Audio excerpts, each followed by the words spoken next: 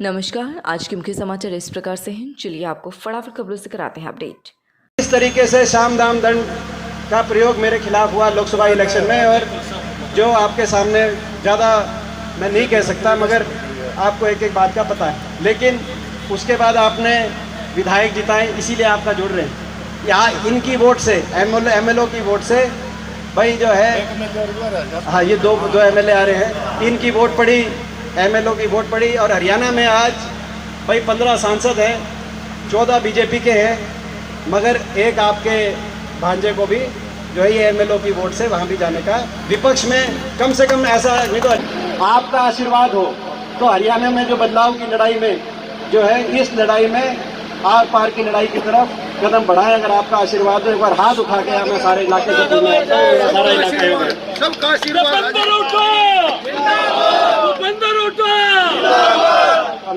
और मैं ये विश्वास दिलाता हूँ आपका और हमारे इस इलाके का और छत्तीस बिरादरी का आपका आशीर्वाद रहना चाहिए।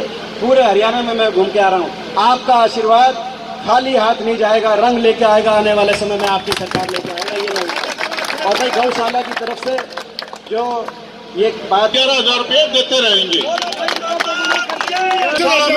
ज्यादा से ज्यादा। उलाना में बाद में जो मिल जाते हो, उलाना से मेरा नाम नहीं लेगा तो पंचायती बात है। मेरे को अभी बता दो, मैं तारा नाम अभी ले दूंगा भाई, किसी का रहेगा तो। नहीं तो भाई थोड़ा सा समय का अभाव है, मैं सबसे थोड़ा सा है पहले अपने गांव को और गौशाला को अपनी तरफ से बहुत बहुत शुभकामनाएं देता हूं। और ये अपने गांव में और सार्वजनिक प्रोग्राम मैं समझता हूं कि क्योंकि ये कोरोना की दूसरी लहर के बाद सार्वजनिक कार्यक्रम का ये मौका मिला है गांव में, क्योंकि जो अप्रैल मई में जो दूसरी लहर आई उसके बाद कोई सार्वजनिक प्रोग्राम गांव में मेरा नहीं हो पाया था। तो माड़ा बखत था, पूरे दुनिया के देश के आगे एक माड़ा बखत था, निकल गया। आज हम यही गौशाला के इस पावन प्रांगण में सबसे पहले भगवान से यही प्रार्थना करते हैं कि भाई ये इस तरह का माड़ा बखत कभी दुनिया के आगे, हमारे देश के आगे, हमारे इलाके में ना आए, और आने वाला समय ढेरों खुशियों भरा समय हो, सबके लिए खुशहाली लेके आए। ऐसे ही हम सारे आज मिलकर सबसे पहले गौ माता के इस पावन जो है प्रांगण में भगवान से प्रार्थना करते हैं। हम भगवान से इस मौके पर ये भी प्रार्थना करते हैं, ईश्वर से प्रार्थना करते हैं गौ माता के प्रांगण में कि इस जो सरकार है, दिल्ली की सरकार, उसको सद्बुद्धि दे। क्योंकि आज हम यहाँ पे गौशाला के कार्यक्रम में हर्षोल्लास के साथ शामिल तो हो रहे हैं, लेकिन हमारे जो है वो खुशी जो दिखाई दे रही है वो हमारे दिल में नहीं है। क्योंकि हमारा दिल और आत्मा किसान के साथ है। जो किसान लगभग 1 साल से जो धरनों पे बैठा है, जिन धरनों में लाखों की संख्या में किसानों ने अलग अलग प्रोग्रामों में पूरे देश में हिस्सा लिया। एक ऐसा आंदोलन जो दुनिया ने और देश के इतिहास में शायद ऐसा आंदोलन दूसरा नहीं हुआ हो, जिस आंदोलन से 600 शव इन धरनों से अपने अपने गांव में वापस आ चुके हैं। इतना बड़ा आंदोलन कि 600 शव वापस आ चुके हैं इन धरनों से।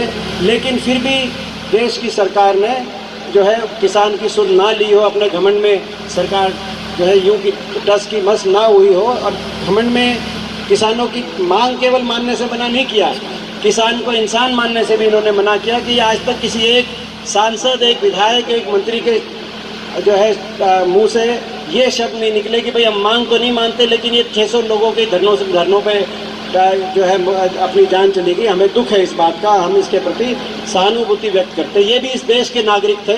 तो खैर मैं उस बारे में ज़्यादा लंबी बात नहीं करूँगा कि मुझसे ज़्यादा उस दर्द को आप महसूस करते हैं। लेकिन आज इस प्रांगण से हम भगवान से प्रार्थना करते हैं, भगवान सरकार को सद्बुद्धि दे और किसान की सुने। ये जो है किसान इस देश का नागरिक है, इस किसान की बात सुनी जाए और इस जो है किसानों की मांगों को मानते हुए, तीनों कानूनों को वापस लेते हुए किसान को वापस लौटने का रास्ता मिले। तो आज ये भी हम यहाँ से प्रार्थना करते हैं। बाकी आपको पता है हरियाणा प्रदेश में जो ये सरकार है इसको 7 साल हो गए और केंद्र सरकार को 7.5 पौने 8 साल हो गए। आपने इनका कार्यकाल देखा है, कार्यशैली देखी है। आज प्रदेश, हरियाणा प्रदेश, जो प्रदेश एक समय में 2014 से पहले देश में सबसे आगे के प्रदेशों में गिनती होती थी विकास दर में, प्रति व्यक्ति आय में, निवेश में, आज 8.5 साल के बाद 7.5-8 साल के बाद इनकी सरकार कार्यशैली के बाद वही प्रदेश, हरियाणा प्रदेश की गिनती बेरोजगारी में देश में नंबर 1 पे की हो रही है। सबसे ज़्यादा बेरोजगारी हरियाणा में, सबसे ज़्यादा अपराध दर भारत सरकार के अनुसार सबसे ज़्यादा अपराध दर हरियाणा के अंदर। और जिस तरीके से एक भाईचारे के साथ खुशहाली की तरफ हरियाणा बढ़ रहा था, आपसी भाईचारा खुशहाली का एक प्रतीक हरियाणा बन चुका था, आज इस सरकार ने इन 7.5-8 साल में कितना नुकसान पहुंचाया इस प्रदेश को।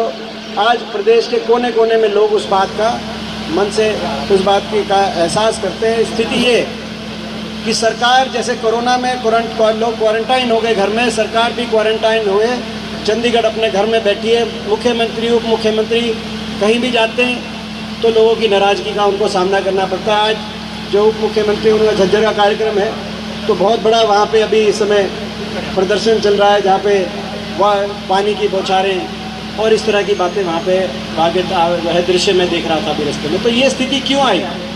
इतना अविश्वास लोगों में इस बात पे जो सरकार में चंडीगढ़ में लोग बैठे हैं उनको इस बात की सोच में मंथन करना चाहिए।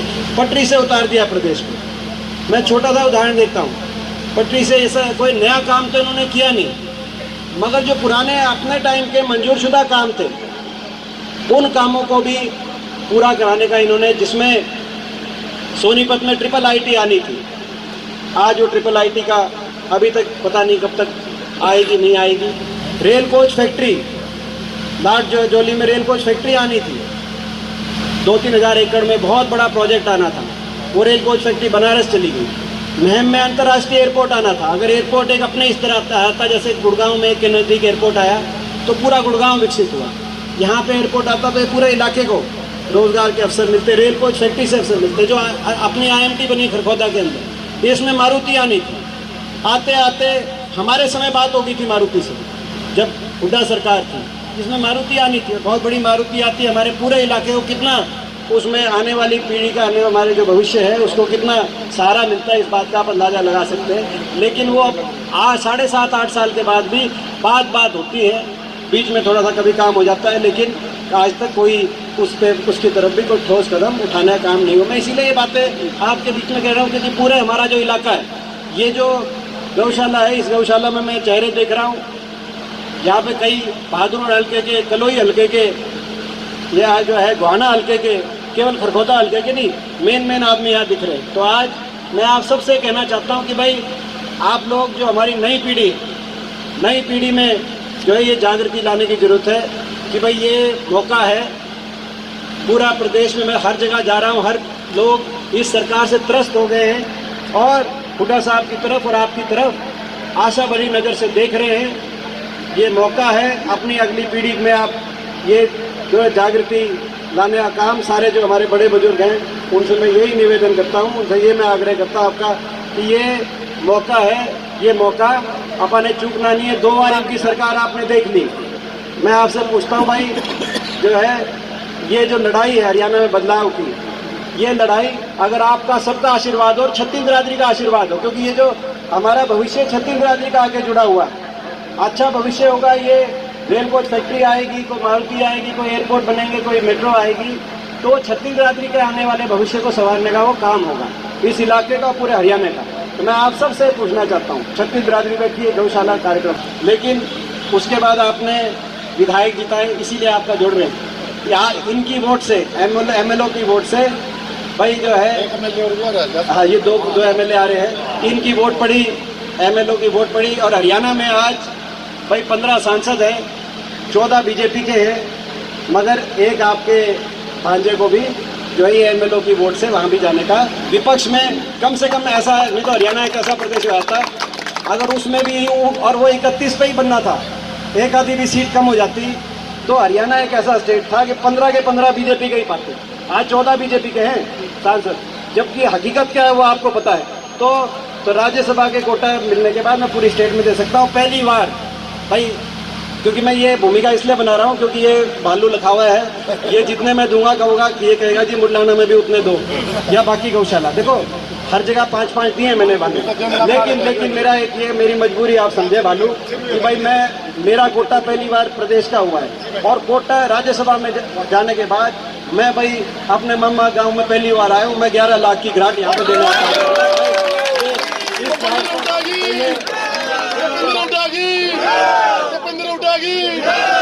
आप ये माने कि भाई आप ये मान लेना पिछले साल भी आना था मुझे, कोरोना था, तो आप इसमें कोई गौशाला अगर ये कहिए तो उसको उस लाइन पे कहता मेरे लिए, क्योंकि सारी गौशाला बराबर है भाई, मगर जो है। मैं doctor Gagan Kansal, joint replacement surgeon Tulipa hospital. आज हम इस माध्यम से जॉइंट रिप्लेसमेंट सर्जरी के बारे में बात करेंगे। Joint replacement surgery most common surgery जो आज के दिनों में परफॉर्म की जाती है। जॉइंट रिप्लेसमेंट में सबसे ज़्यादा जो जॉइंट रिप्लेस किया जाता है वो नी है, घुटना है।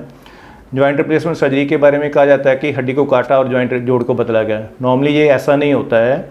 नॉर्मली होता क्या है, हम जो हड्डी जोड़ में 3 हड्डियां जोड़ बनाती हैं, फीमर, टिबिया और पटेला। फीमर का जो लास्ट पार्ट है, जो पार्ट ख़राब हो जाता है, उसको काट के स्मूथ कर देते हैं। दोनों हड्डियों के पार्ट को काट के स्मूथ कर देते हैं। उस पर एक स्पेशल टाइप की कैप लगती है। अपडेट रहने के लिए चैनल को सब्सक्राइब जरूर करें। समाचार व विज्ञापन के लिए नीचे दिए गए नंबर पर संपर्क करें।